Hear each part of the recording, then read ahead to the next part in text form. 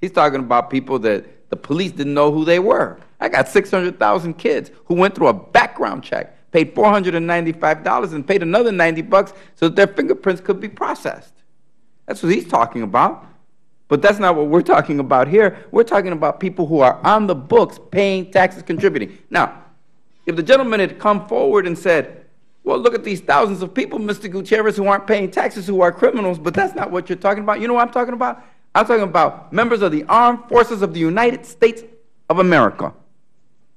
Members of the Armed Forces of the United States of America, who when the president saw that their spouses were being deported while they were receiving orders of deployment, there was an order of deportation, said that's wrong. That's what you're eliminating here. So I can't understand,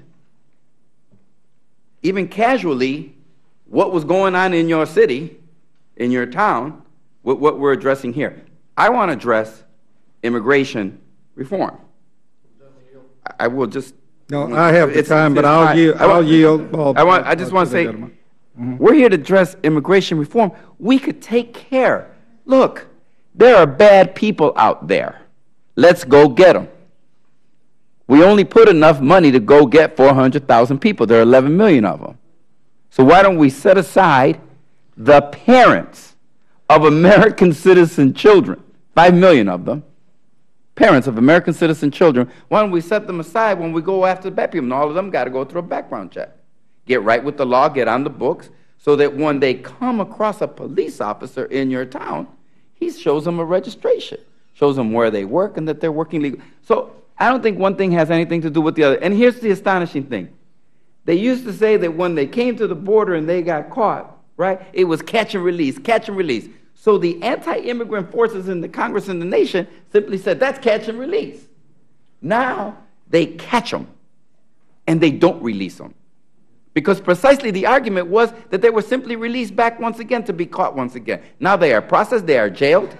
The #1 crime prosecuted under Barack Obama's administration, the #1 felony crime prosecuted under Barack Obama's administration is illegal re-entry to the United States of America, and yet people will sit here in this venue and other venues and say he hasn't done anything.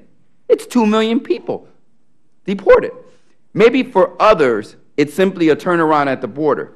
I suggest that you simply come into our neighborhoods and see the real fear. And many of us know, we have held the hearings, we have been out in our communities and state to state. So it doesn't, it is real.